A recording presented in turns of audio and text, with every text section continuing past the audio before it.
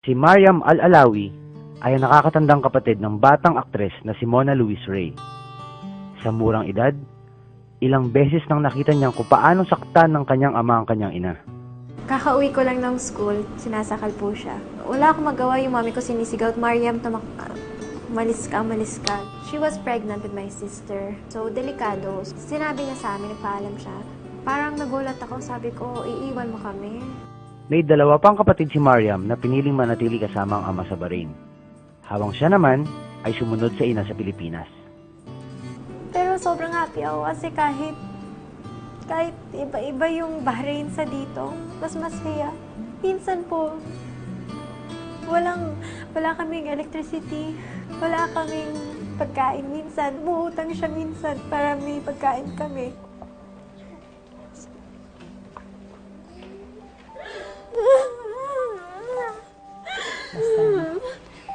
Sa kanya. Iminumol siya ng panahon. Kung kinaya ko to, kakayanin mo to. Kasi po yung income lang po ng family namin is from my mom. Mama ko po yung pinaka-importante ngayon sa buhay ko kasi tinaguyod niya kami. Siya lang po yung may maayos na trabaho, stable na trabaho. Tatay ko, pwede naman siya maghanap ng trabaho, hindi niya ginawa. Pinanonood ang alay niyang performance.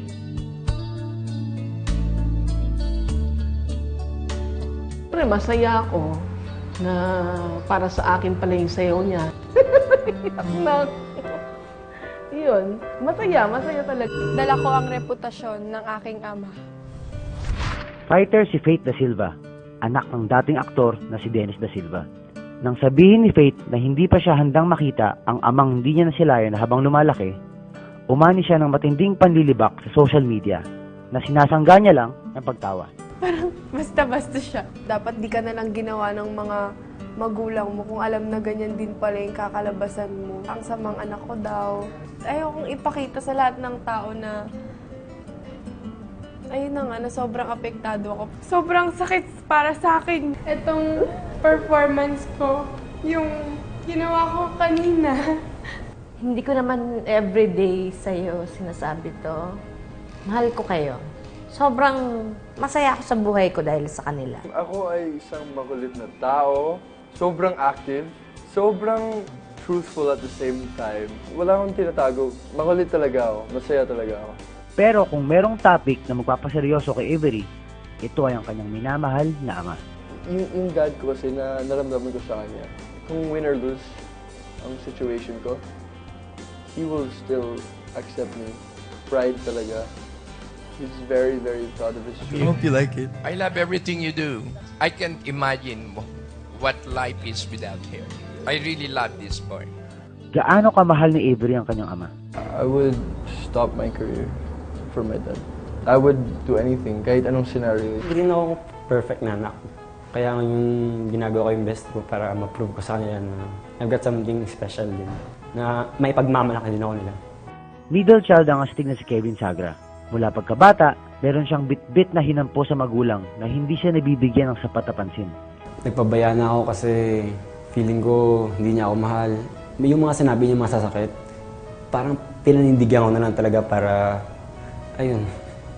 Kasi wala silang tiwala sa akin. Then, akala nila hanggang probinsya lang ako. Wala akong mararating. May mga times na nadidisappoint ko sila pero kaya bumabawi ako ngayon. And gusto ko maitama yung mga nagawang mali ko before. Kid, pangalawang beses na itong pagsali mo sa pag-aartista. At ako palagi yung huling taong sinasabihan niyo tungkol dito. Dahil nga, tutol ako. Iyon naman kasi pangarap ko mapagtapos ka muna yung pag-aaral. Subalit, nakita kong talagang gustong-gusto mong maging artista. Passion mo talaga maging isang artista. So kaya, pumayag na rin ito. Alam mo, buo naman ang tiwala ng papa mo sa'yo.